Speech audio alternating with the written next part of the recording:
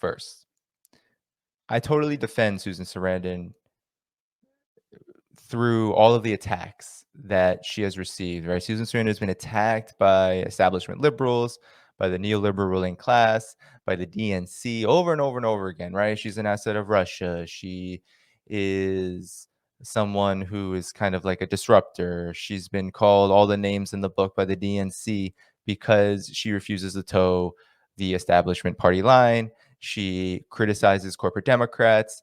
She is someone who a lot of people look up to, rightfully so. I totally respect Susan Sarandon's political positions over the course of the last several years, especially since Bernie Sanders' 2016 run, because she is willing to stand up to corporate Democrats. She does it through social media and her public statements. She has shown up as an activist to very important union struggles, and I respect that. So this has nothing to do with her prior work, this criticism that is about to come, because I do understand how important it is to defend Susan Sarandon from the attacks of the neoliberal ruling class.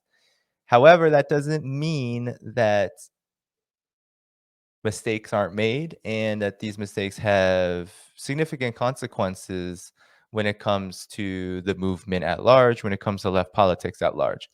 What I'm referring to here is Susan Sarandon's apology after she used one of my tweets, which I was very happy that she did at first. And I didn't even know until, unfortunately, there was the back and forth that led to the apology. But I didn't even know this. She used one of my tweets in some sort of Instagram story, I believe it was, where she made comments that the NYPD, the Police Benevolent Association nationally, basically all the entire police union apparatus from the local level to the federal level, so national level, I should say, not the federal level, although they do have huge influence over federal policy.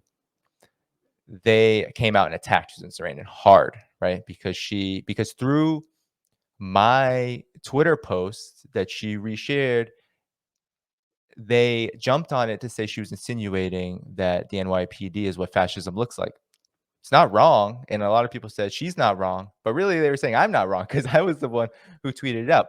So let me show you exactly what the post looked like. I'm going to share my screen real quick and just show you what this tweet looked like. All right, because or what this post looked like. So here we go.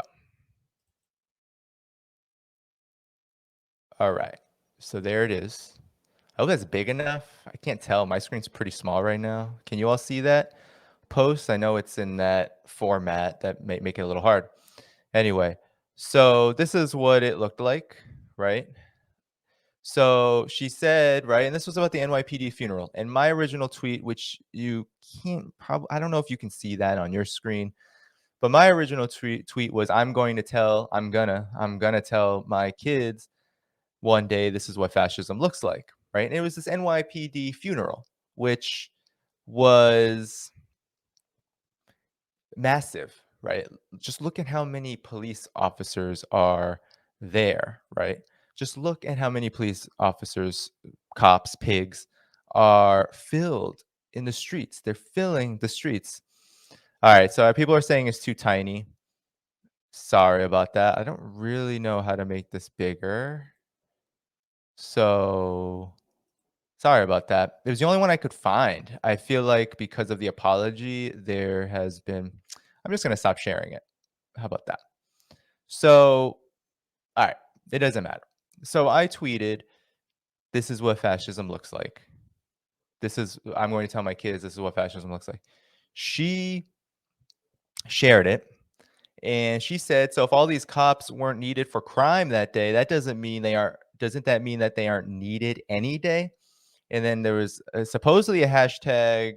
I don't see a hashtag, but the corporate media all over the place claimed that there was a hashtag that said hashtag abolish the police, which was the controversy, right? The first the fascism reference and then abolish the police. Now, Susan Sarandon isn't wrong, and I certainly don't believe I'm wrong. But the problem here And I'm going to share the article. I hope that the article is not too small. Please let me know because I gave a statement to Business Insider about this. And I want to just go over this article because I think it's a good summary of what happened from the lens of the corporate media. So please tell me if this is too small. Okay. How's that look, guys? Oh, there's that damn ad. I hate ads. Okay. Can you see the article that I just posted? Susan Sarandon apologized for reposting a tweet that appeared to imply a crowd of police officers gathered for funeral looked like fascism. All right. So if you can see that, I'll go over the article in a bit, but I'm just going to say now, none of us are wrong, of course, but the police unions asserted their pressure, and so did the corporate media by repeating this story over and over and over again, right? So, wow, Business Insider is super obnoxious with these ads that you cannot get rid of. So, yeah, weren't incorrect, but the pressure got to Susan Sarandon. And I understand the pressure is tough. I bet I under the apology seemed like it was attorney laden. It was formulated almost focus group through her attorneys or attorney. I don't know how many she has, but someone like her, I assume that she has more than one attorney. And I understand this is what the NYPD, this is what the police do. So the NYPD has this funeral for a police officer who was killed answering a domestic violence call, I believe it was. And the NYPD used it as a propaganda opportunity to show, oh, look how dangerous our job is. Not true. The NYPD, the police departments as a whole in the United States, it's not a very dangerous job. That's just a fact. It's not the most dangerous job in the United States. I don't even think it ranks in the top six most dangerous jobs in the United States.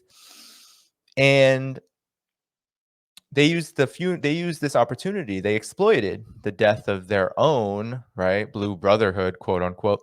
They used the death of their own as an opportunity to try to promote this narrative that look how dangerous things are. And this has been the case in New York City and cities all across the country for many, many, many, many, many months now, if not since the 2020 uprisings, Black Lives Matter uprisings. There's been this war on crime narrative continuing to escalate and bubble up, bubble up, bubble up. And the cops are using this as an opportunity to get more funding, to install political officials like Eric Adams, the new mayor of NYC, as their conduits to ensure that they receive the funding that they want, right? There's no defunding of the police, all of that. They don't want any of that. And this is part of it, this huge mass funeral. It was a political statement, a political statement if there ever was one. I mean, they were blocking emergency vehicles, maskless in the middle of downtown New York City, side to side, like a paramilitary fascistic organization demonstrating their political power for all to see.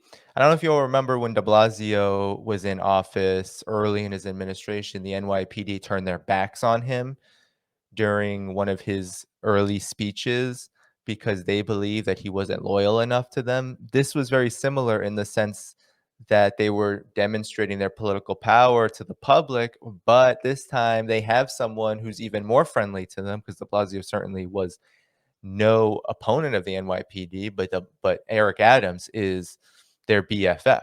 Eric Adams is their best friend. Eric Adams is one of them. He is guaranteeing that not only will the NYPD be fully funded, but the NYPD will be fully protected politically, and that includes in the realm of public relations. So it's a very dangerous time here in New York City because the NYPD has gone through a lot of opposition, starting with the stop and frisk protests and the movement that led to the elimination of that. And now, with this Black Lives Matter uprising and all of that, they are feeling like they are under a quote unquote attack, which isn't true in reality. But their popularity, their legitimacy has waned to such a high degree. And now they have their person in there, Eric Adams, to help them out. And this was part of this.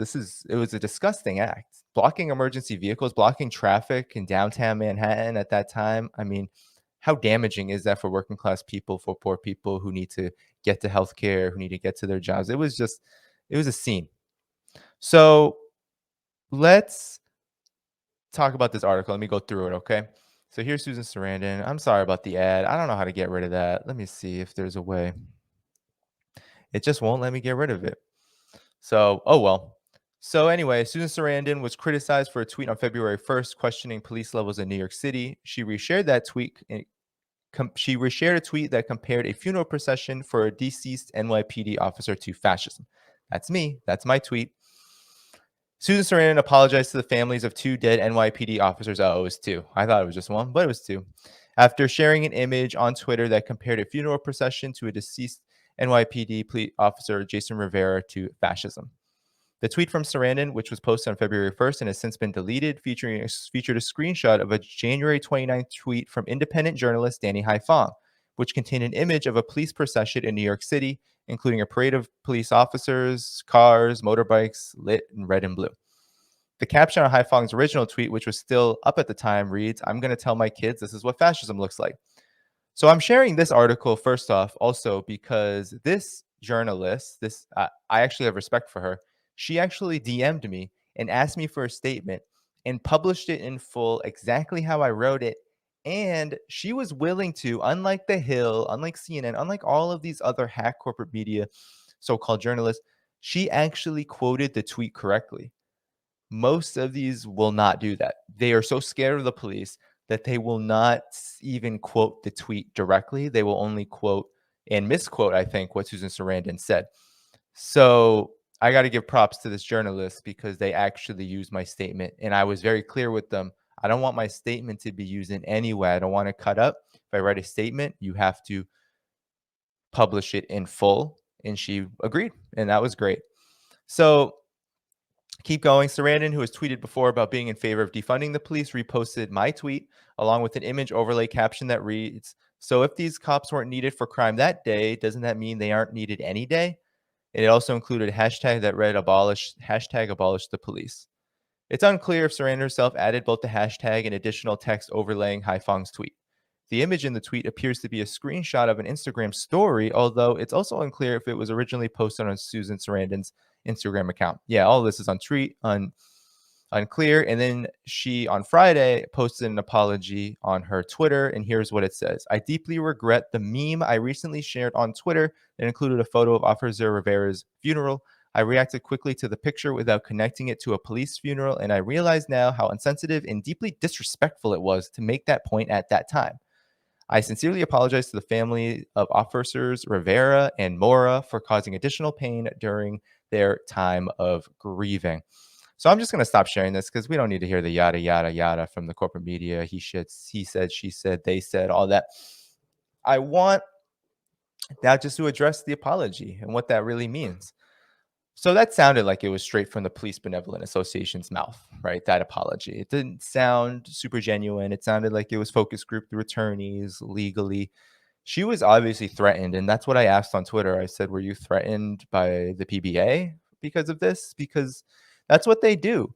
I mean, in the Philadelphia Police Department and the Pennsylvania State Police, over Mumia Abu Jamal, they literally threaten judges. They threaten, uh, defense attorneys. They actually threaten their careers over Mumia Abu Jamal's continued imprisonment. I mean, this is just well documented. And so it seems to me that she was threatened, but she has not come out and said that, of course, because probably she fears legal ramifications. Okay, I get it. But, there are times where you do have to stand up for your principles. And I think that for those of us who have been involved in struggles to free political prisoners like Mumia Abu Jamal, who have been on the front lines of anti-police brutality protests, for those in the movement, for those who believe in these principles, who happen not to be celebrities, who have wealth and status and some modicum of power. It really does sting a bit because she made a choice. You make a choice when you share something from someone like me. I'm not a celebrity. I'm an activist. I'm a journalist. I'm a revolutionary. At least I believe myself to be one.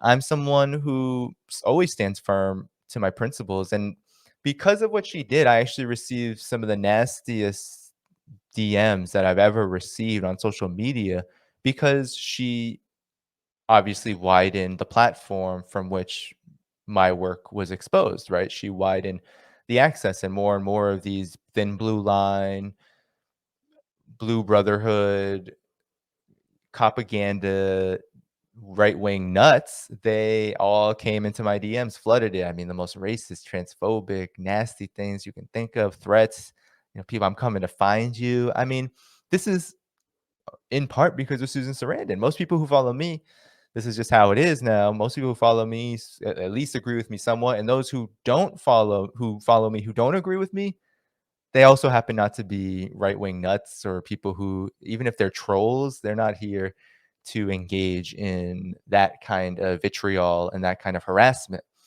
right? So, and I won't speak for everybody because I definitely get that in my Twitter replies, but I just don't see it as much. So, I mean, my position on this is that Susan Sarandon should really just stick to what she believes in, right? She should publicize any threats. This is an opportunity, and this is the problem with those in the Bernie Sanders wing of this movement, right? There's just still too much, and she may claim that she's third party, but I know, she supported the Bernie Sanders wing of the movement before that, and she kind of comes out of that social democratic trend that's happening in the United States. And let's be honest, there is still this attachment to status that creates scenarios like this where it is really a betrayal of the movement. Like, I feel betrayed.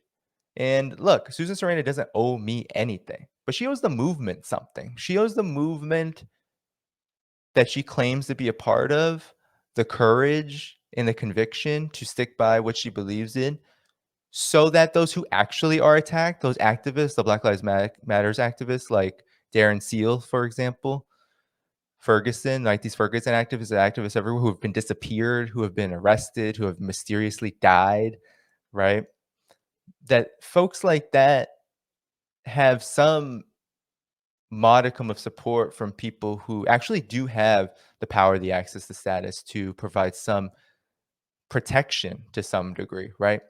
During the 1960s and 70s, the Black Panther Party was actually very effective in organizing support from the celebrity class, from people like Marlon Brando, Jane Fonda, people like that, to not only throw a little bit of money, although I don't think it was a lot of money, but a little bit of money to the organizing efforts, the survival programs. But also, it's about public relations. It's about having people on your team who are able to help you stem the tide.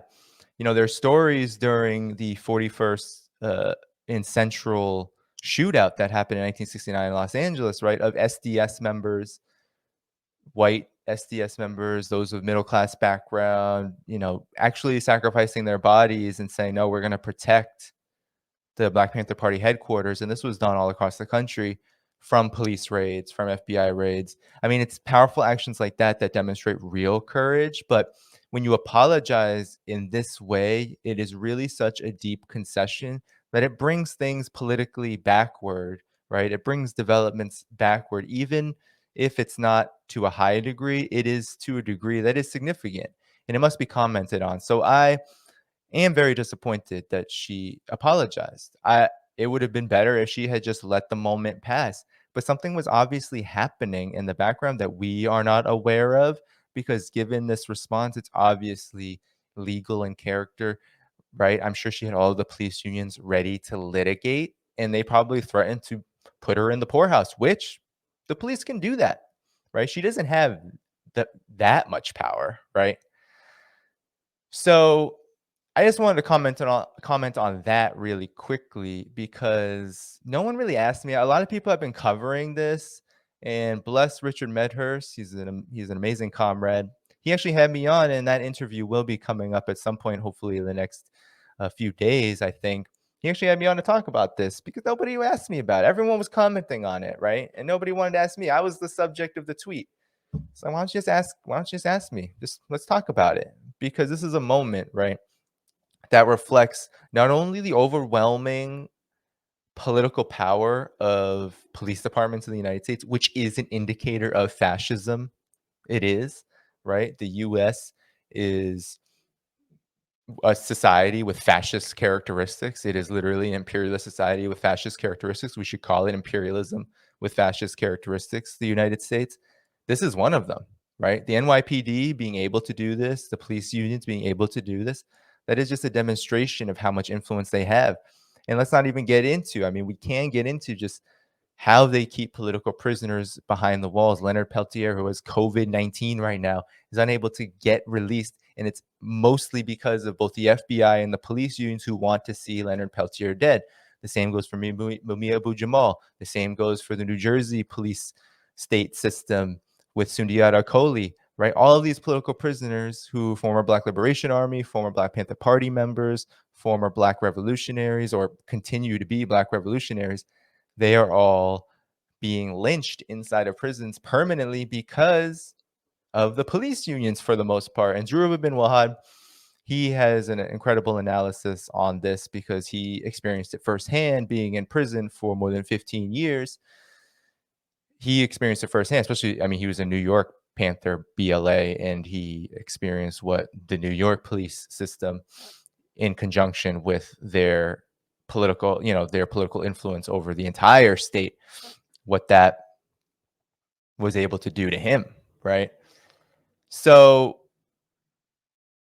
yeah, that's what this demonstrates. And the police right now are pearl clutching. They are worried, right, that their legitimacy with the public has waned so much that the popularity across large sections of the United States, not just with Black people who never had much to think about the police, given that, right, police lynchings, terrorism, violence did not begin in 2014 when Michael Brown was killed, right? It had been happening for decades and decades. It was the basis for the Watts Rebellion. It was the basis for the rebellions in Harlem, Detroit, all throughout the 60s.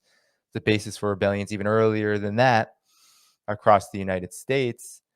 And the origins of the police are deeply related and connected to chattel slavery. So, right, the police are worried now because large sections of white people, especially white workers, young white people across really the class spectrum. I mean, let's not talk about the bourgeoisie, but those who maybe are college students, who are workers. Most people are workers these days in the United States. A lot of white people don't like the police right now and are not willing to defend them. And so that means that there is a broad consensus in the United States that the police need to be reformed. Look at what Biden has done. Biden has had to respond rhetorically, but look at how he responded. He said, "Oh, no, no, no, no. Yeah, we need police reform, but that means we need to fund police more," right? He's totally in with the cops. Surprise, surprise. He was the architect of many crime bills, not just 94, but he helped write 86 as well, the Anti-Drug Abuse Act, all the way into the 94 crime bill. So Joe Biden is totally in league with the police and with the mass incarceration state. But even he had to talk about police reform during his campaign because a lot of Democrats just wouldn't vote for him then. Especially a lot of these Bernie Democrats who don't want to vote for Republican, don't see themselves voting third party, unfortunately. That's one of the limitations, I guess. So he had to pander to it, but he pandered to it in the most reactionary way. Hey, I'm going to fund police so they can become better, right? We're going to get rid of those bad apples.